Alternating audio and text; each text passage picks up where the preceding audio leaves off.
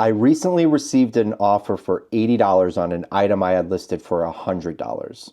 I almost hit the accept button as this was a price that I would be happy to sell the item at. However, when I went and actually pulled up the offer, I noticed that the buyer had sent a message on the offer. The message said, "Dear seller, please kindly consider and accept my offer. Thanks." Now, if you've watched my channel before, you know that I consider this a red flag. Anytime an offer comes in with a message, I always hesitate, but especially when they use the word kindly. So before I click that accept button on the offer, I wanted to check the buyer's feedback left for others. To check the feedback left for others, you have to go onto a desktop version of eBay, click on the buyer's username, click on their feedback, click on one of the feedback numbers, and then sort to left for others. This allows you to see what feedback this buyer has left for other sellers in the past. This is a great opportunity to see whether a particular buyer is going to be a problem before you hit that accept button. Now, keep in mind that this is only really useful when you're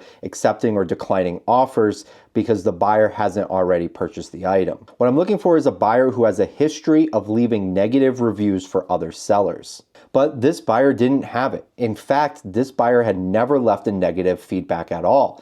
They only left positive feedback. However, when I started reading the positive feedback that he had left for other sellers in the past, it was quite telling. The first one I saw was, "Good transaction as always. Guitar didn't include any accessories, but that was to be expected according to the description. Great value and packaging." Complaining about something that was already described in the listing is interesting to say the least, but it gets worse. Expensive shipping. So now he's complaining about the price that he agreed to purchase the item at. Shipping doesn't come after the fact, so he knew right up front what he was paying for shipping and then complained about it anyways. But there's even more. Arrived damaged, but the seller gave a partial refund. Okay, things happen. Sometimes things do arrive damaged, but there's more. Item never arrived, but seller gave a full refund. Okay, now I'm starting to see a little bit of a trend here, but you could argue and say sometimes things just don't arrive. So I kept digging, and here's a whole bunch more. Very reasonable seller, fixed what went wrong and made good with a partial refund. Item arrived damaged during shipping. However, seller refunded the cost of the damage. Very good communication and fine seller. Item never arrived. However, seller made good on a full refund. Item never arrived, but seller made good on a full refund. Seller has great communication. Okay, now there's clearly a pattern of this buyer buying items on here, claiming some kind of issue with the item, and then requesting some kind of refund. Now, I'm sure what you're thinking right now is, why does eBay even allow this buyer to still be on the platform? Well, in my opinion, eBay probably just doesn't even know about it. More than likely, this buyer reaches out to the sellers, complains about an issue, and the sellers that he's reaching out to just want him to go away. So they give him a refund and they move on with their day. I'm not sure, but I'm guessing no one has really reported him to eBay, and the fact that he isn't leaving any negative feedback, that he's just leaving positive feedback, probably hasn't raised any red flags. Now, clearly this is a buyer that's abusing the system, getting items for free, and leaving feedback explaining exactly what he's doing. I believe had I accepted his offer, I probably would have ran into a similar issue with him. Which leads me to the topic for today's video. Why does eBay not allow sellers to leave negative feedback for buyers on the platform?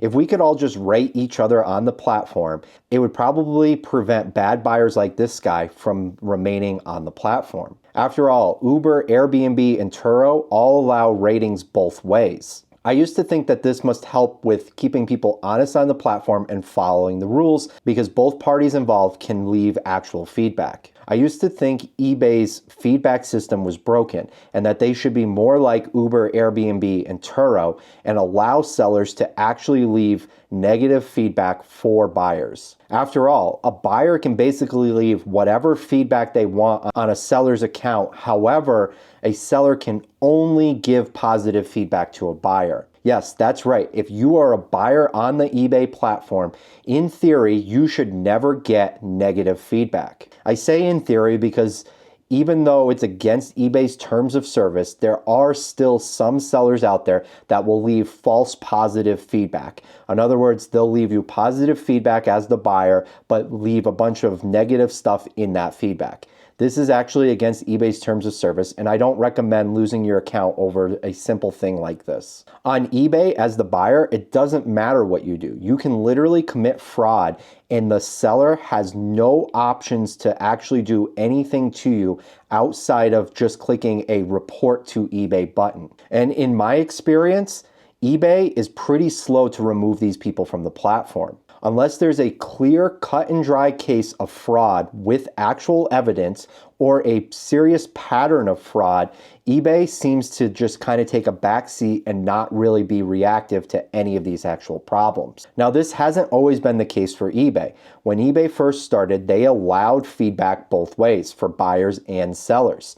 However, in 2008, they removed the ability for sellers to leave buyers negative feedback. The official reason they gave for this was to prevent sellers from retaliation against buyers. I never really understood this because there's obviously ways to prevent retaliation outside of just saying you can't leave any actual feedback at all. Look at the other apps like Airbnb, Turo, and Uber. They have all found a way to allow customers to leave feedback both ways, and it kind of helps the community police itself. But to be honest, after a recent experience I had with Airbnb, I understand why eBay has taken the stance that they have. And to be honest, at this point, I actually agree with eBay for not allowing sellers to leave negative feedback for buyers. The next story I'm going to share here is about an experience I had with Airbnb.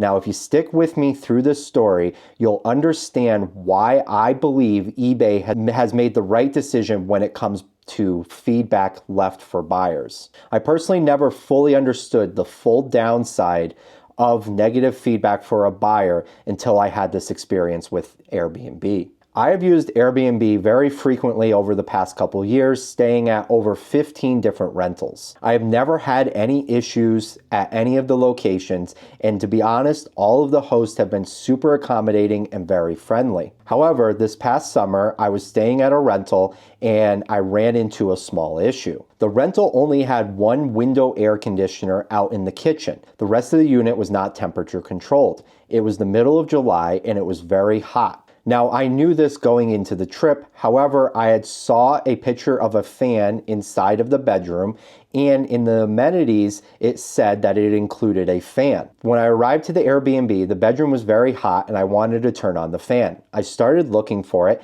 and I couldn't find it. So I reached out to the host and messaged them saying, "Hey, do you know where the fan is?" thinking that I might just be missing it. However, what I received back was an employee from a third-party company who manages this Airbnb on behalf of the owner. The employee was super unhelpful, didn't know anything about where I was staying, didn't know where the fan was, and was unable to help me in any kind of way. She basically told me that there was an air conditioner that I could use and ignored my request for a fan. Now, it was my wife's birthday and I wasn't going to ruin our trip over a silly fan.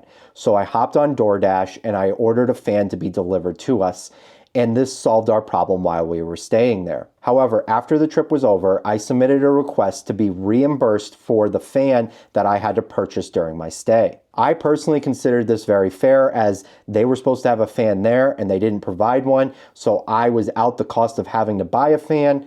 So I felt like that they should have to reimburse me for it. However, the host disagreed with that and they escalated the case all the way up to Airbnb. When Airbnb reviewed the case, they agreed with me and they forced the host to reimburse me the cost of the fan. I honestly didn't think too much more about it. However, shortly after getting reimbursed from the host, I received my very first negative feedback as a guest on Airbnb. This host left negative feedback saying Travis was an average guest and there is room for improvement. To me, this seemed fairly retaliatory since he had just refunded me and he never brought up any issues that he had with me prior to me asking for reimbursement for the fan. Once again, I didn't think too much about it, and I didn't think it was going to be a big deal. I figured once I reached out to Airbnb that they would simply remove the feedback because they saw that it was retaliatory. However, just like eBay, Airbnb has a pretty solid rule of they just don't remove any feedback. So I talked to a customer service rep from Airbnb who, let's just say, was steps above any customer service rep that I've ever talked to on the eBay platform. He did agree with me on the point and said that he does see it as retaliatory, however, that his hands are tied and he doesn't even have the ability to remove any kind of feedback. He stated that it's simply their policy to tell customers no and that the feedback will stay and just ensure them that it doesn't really matter overall. He told me that the only way Airbnb ever makes any changes is to leave some reviews for the Airbnb app itself, and that hopefully someone will see that and then they'll make adjustments to their policies. He honestly sounded just as frustrated as I did. Whether this was just a show or not, he was steps above any eBay rep that I've ever talked to. So why does any of this matter, and what the heck does it have to do with eBay? Well, like I told the rep on the phone, I don't plan on using Airbnb ever again unless I absolutely have to. I told him as a customer, I raised a legitimate concern.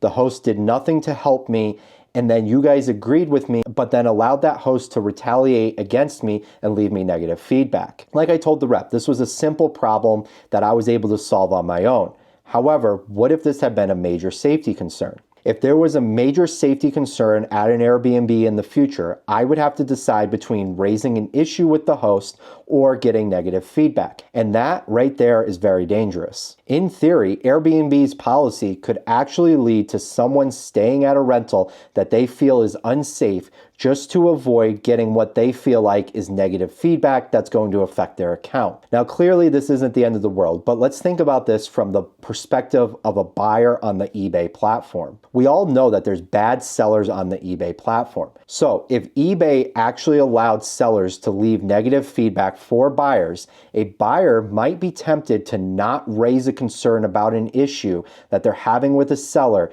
just to avoid getting negative feedback on their account. And this could all lead to that buyer never coming back to the eBay platform. Therefore, a few bad sellers on the eBay platform could actually remove a bunch of really good customers that we all get access to. And at the end of the day, what customer wants to be rated on being a customer? They're just there to buy something and move on with their day. They definitely don't want to get rated on how well they purchased an item. Now, me personally, I think it would be nice and kind of cool to see a buyer's actual history on the eBay platform. eBay could provide sellers with the actual data or actual information that they already have access to, such as this buyer has returned 5 items in the last year, this buyer has left 5 negative feedbacks. They could actually provide some of that information, which would be super helpful when we're trying to negotiate prices with certain buyers. For me, I'm always willing to negotiate a price with a buyer. However, I don't want to negotiate myself into a hostage situation where they're going to start leaving negative feedback or wanting to return the item. If I'm discounting the item, I want to make sure that I'm going to get good feedback and that this buyer isn't going to cause me any more problems, because if he's going to cause me problems, I want to be paid full for that. And currently on the eBay platform, there is no way to know who you're dealing with or what their history is on the platform. That buyer that had sent me the offer for that item, if I didn't go in and click and look at the feedback that he had left for others, I would have never known that he was running this scam where he was buying items, getting them delivered, and then claiming that they arrived broken or not receiving them at all just to get refunds from sellers. Now, as a seller, I often get wrapped up in thinking too much about what's best for us as sellers while ignoring buyers. But the truth is, none of this matters if buyers don't have trust in the platform that we're using and don't come and buy on the platform in the first place. Now, I know what the argument is here. Airbnb and eBay and Uber, they could all allow us to leave feedback both ways and actually sit down and look at the feedback and make sure that it's not retaliatory. And to be honest, I completely agree. However, I think that all of these platforms want as little interaction with all of us as humanly possible. If they make clear-cut rules like no removal of feedback or no feedback at all, it makes their lives a lot easier. Less people calling and less people complaining means that they have to employ less customer service reps, which adds to their bottom line. In fact, in the last year, I've noticed a significant decline in the level of eBay customer service. It seems like it's just getting worse and worse, and it seems like it's all by design. Now, that's a topic that I'm going to be bringing up in a video in the near future, so make sure you're subscribed so you don't miss that video. However, if you're looking for something to watch in the meantime, I'd highly recommend checking out this video here, so go ahead and give it a click.